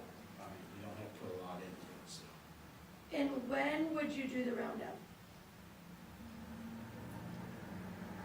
As soon as the town buys it. Okay, oh no, I didn't know, like, We'd have to wait till after the last frost, Okay. because we want the grass to start growing and stuff. So Yeah. it needs to be growing for a roundup will work. But we need to go will you let it grow then, kill it? and, it's a, It has to be active growing, yeah. doesn't kill something that's growing. Gotcha. It's about $60 for 5 gallons, at least it was last year, $65 for generic Roundup at, what's on Real King. Rural King on Teal Road, and that's what we've been using for years instead of regular Roundups, 3 times as So much. how many, So a 5 gallon tub, and then you dilute it 5 ounces to a gallon, so you're making a lot of, so how many of those would you need to do that twice? One. yeah, 1 5 gallon bucket. We'd need that, it'd be nice to get a backpack sprayer, which is, how much does that send you the backpack? About Actually- 120 for a good one. Actually, I'll volunteer, I've got a sprayer that I put on my garden tractor. I could go down there and drive back and forth and spray. Okay, I'll mark it out, and that'd be great, Stan. Oh, cool. So the pumpkin seeds and Roundup, I don't know how much pumpkins. we can, Don't be eating them. Micah ordered it before, and she's got a calculation. And Okay. we'll get together on the varieties, there's 100 varieties. So do we want to, well, I was just trying to get like a number so that we could approve this up to so much money for it. Probably, the cost of the Roundup, say 75 for that, and probably 2 1/4 for all the pumpkin seeds. So They're let's, fairly expensive, but we don't need it, we don't need it. right, we'll just do up to, So $300 for, if Okay. Stan's got the spreader and everything, it saves that, so. are there any other discussion? Mhm. make a motion to approve doing a Dayton pumpkin patch for up to $300. I'll second Carla, I knew you were excited about it. I could tell over there. Okay, there's been a motion made by myself and seconded by Carla to approve doing this Dayton pumpkin patch for up to $300.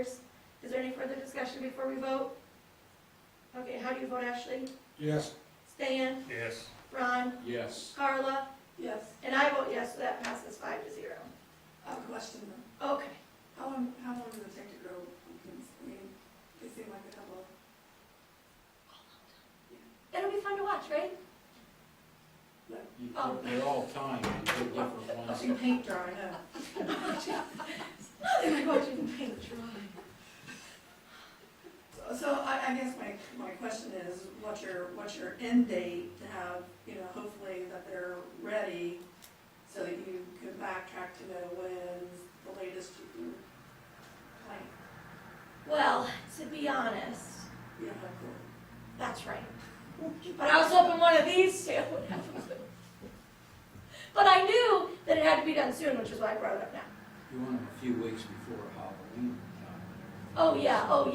So So you you're pick, looking early October? Yes. Okay. and then the seeds you buy, and they're all dated, you know, some take 2 months, some take 2.5, whatever, 3 months, 5 months. Yeah. Okay. You need the blossoms too. Yeah. Uh-oh. Don't say that. People are gonna be out in our pumpkin Before patch they- eating all the blossoms. Before they get Not gonna have any pumpkins now. Ashley, that'll be the first year right after, I'm sure. No, yeah, it's gonna be, Carla's gonna be sitting there watching them grow, and Ashley's gonna be out there eating blossoms. course. You two, Right. ruining our patch. I've had several pumpkin patches. Okay. Oh, well, good. We'll need to have some security on the pumpkin patch. We need the pumpkin police. Scott, I can't believe how excited you are. Sit down. Sit down, Let's Scott. get him a new badge. He's jumping. Oh, okay. Moving on. Thank you. Marshall Taylor. So I put snow emergency route because last time we had talked about needing that, and I thought that you guys were gonna get together and create one of those, but that is not ready yet, so.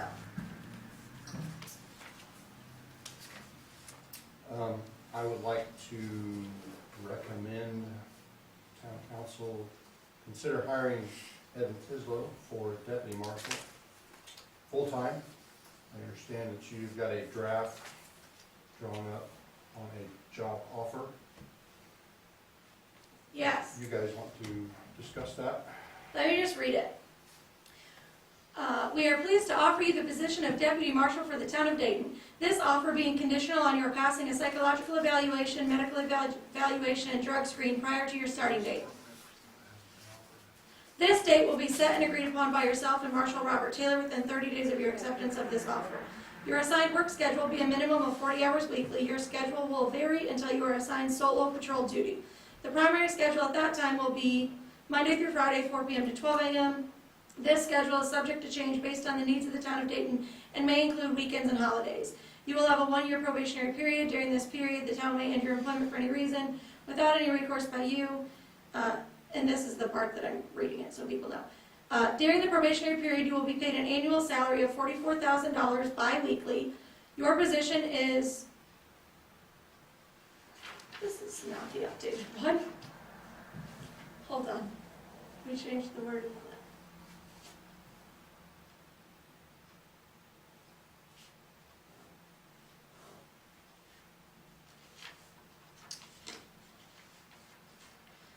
Your position is non-exempt for overtime compensation, but every effort will be made to avoid this by utilizing flex time or comp time if necessary. Can I stop you?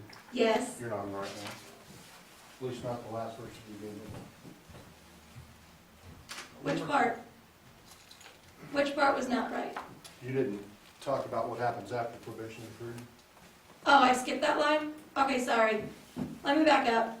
Yeah, I noticed at the last line that I wasn't at the right one. Okay. During the probationary period, you will be paid an annual salary of $44,000 bi-weekly. After your 1-year probationary period, your salary will increase to $46,000 paid bi-weekly. Your position is not exempt for overtime compensation, but every effort will be made to avoid this by utilizing flex time or comp time if necessary. This is a PERF-covered position in which the town will make a monthly contribution as determined by PERF annually. You are required to make a 3% contribution that will automatically be deducted from each paycheck. A healthcare stipend will be paid bi-weekly in the amount of $175 and will count toward taxable income. You will be provided with all required uniforms and equipment to start the position. A yearly clothing allowance of $600 will be paid to maintain your uniforms per the salary ordinance. You will be given 5 vacation days in 2022 and 10 vacation days in 2023. All other paid time off will be given in accordance with the employee manual. You will accrue 2 personal days and 6 sick days after 90 days of employment. All time off requested will be approved by the town marshal in accordance with the employee manual. And then please indicate your acceptance of our offer by signing this letter as indicated on the following page. So, that's our offer. So I would move to approve offering Evan Tislow this offer. I have a couple questions. Okay. So, the vacation days, when, this doesn't seem very specific, it just says 5 vacation days in 2022, but it doesn't say when he's eligible to receive those. Is that like the holidays and the sick days, everything else after the 90 days that No, he's that, eligible for that? So that's- that day of hire, he's eligible for 5 days. right. And then the 10 vacation days in 2023, that's saying like, just like everybody else's vacation starts January 1. So that'll be the same for him. Is that in the employee handbook? Yes. For the vacation days for January 1, yeah, the vacation days run January through December. Okay. So he gets all of them on January 1? The 10 days. Okay. I just thought I thought we were gonna have him wait The things on that, 5 days. the things that he doesn't get right away are the personal days and the sick days and then the holidays.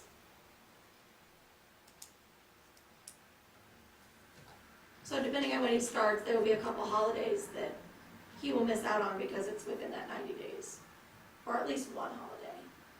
So the vacation, 5 vacation days don't go in effect after the 90 days, right? They go into effect right away. But it does also say that all time off requested will be approved by the town marshal. So if he signs this and says, okay, I'm gonna start whatever date, and then he says, I'd like to take my 5 vacation days now, I have a feeling Marshall Taylor's gonna be like, hey buddy, you haven't gone to work yet.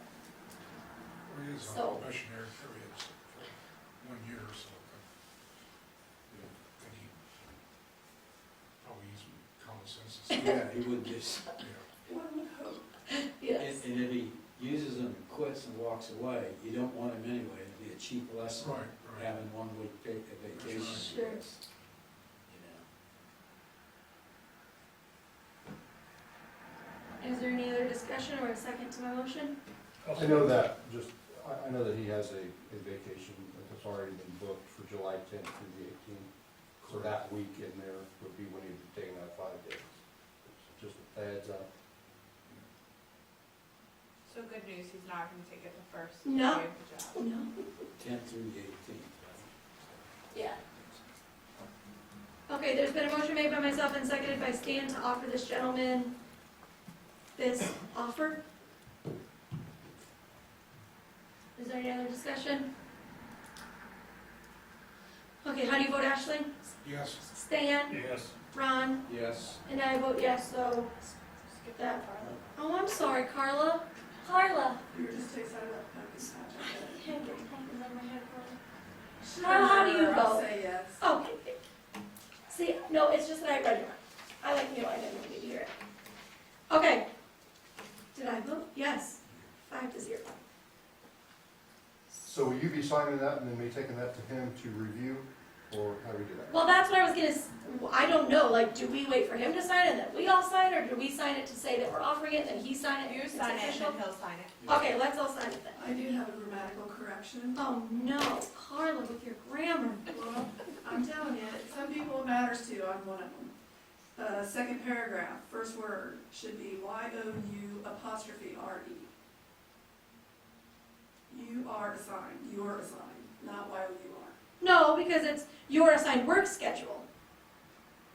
It's the work schedule that's assigned. Not like you are assigned a work schedule, but just your assigned work. Okay, all right, that's how you read it, I read it differently. I'll leave it on. Can we go with my way so I don't have to change it? Fine. Oh, perfect. Okay, great. So we'll all just sign this.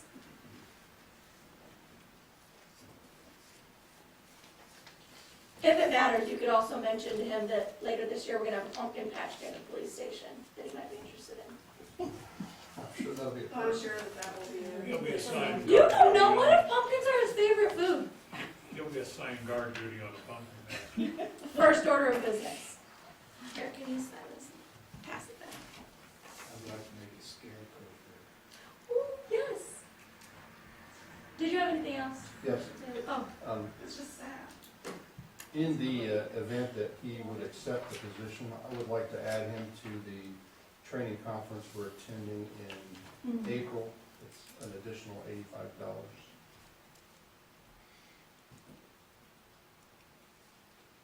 Is that required training? Yes, Is state it- mandated is training, it that's your annual, right, what you're doing? part of it, yes. Okay. okay, I would move to approve adding Evan Tislow to the training conference for $85, contingent on his acceptance of the job. I second it. Okay, there's been a motion made by myself and seconded by Stan to add him to that training conference. Is there any discussion before you vote on it? Okay, how do you vote, Ashley? Yes, Stan? Yes. Carl, no, Ron? Yes. Carla? Yes. And- When is that training again? April. I just. And I vote yes, so that passes. April 8th and 9th.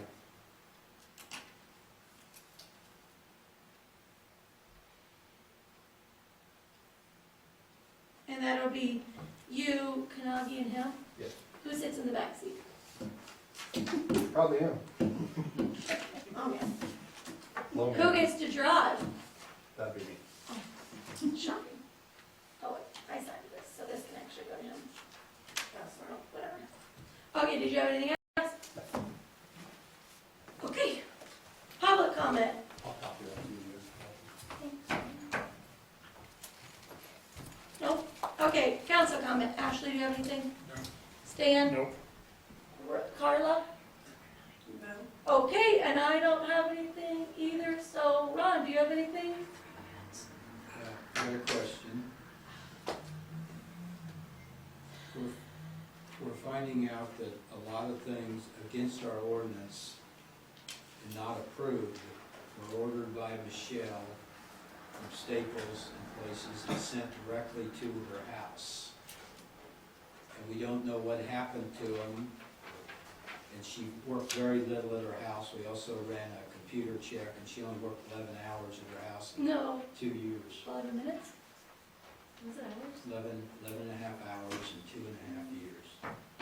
So, I think we had voted on and made an ordinance that you couldn't order anything, you couldn't, especially, why would you have it sent to your house? So, I think we ought to, I don't know what you guys think, but I think we ought to go ahead and bill her for them, the things that she did. Yes. Because we don't have a lot. If they were not approved. Do you have any insight on that? How we would go about doing that? I have the Staples orders that show that they went to her house. I would say before we do anything, we should, well, I mean, that would be a state board of accounts issue, that they would probably need to be aware of that. Okay. Because they're the ones that mandate how we should be running that office. And so I would think that they would have some insight as to whether or not we could bill her or how we should go about doing that. So I would probably start with them and then kind of see if they have any feedback. I don't see any reason why we couldn't bill her. I'd want to look into it though before I make an official. Because it's not just that they went to her house, like she wasn't supposed to be spending any money.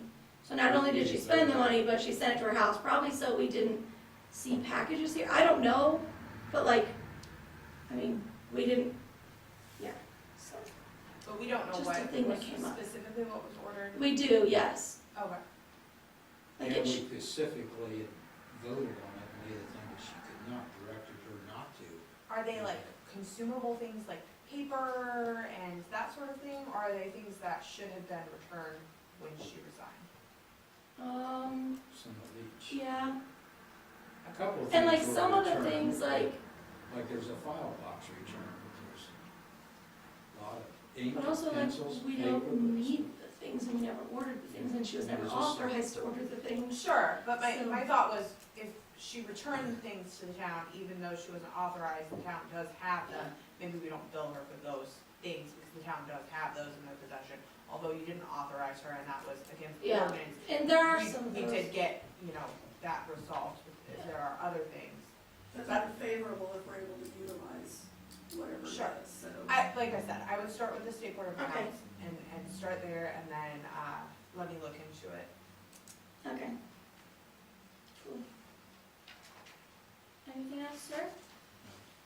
No? No, I think the pumpkin patch is a great idea. Thank you, me too. Okay, having no other business before us, this meeting is adjourned.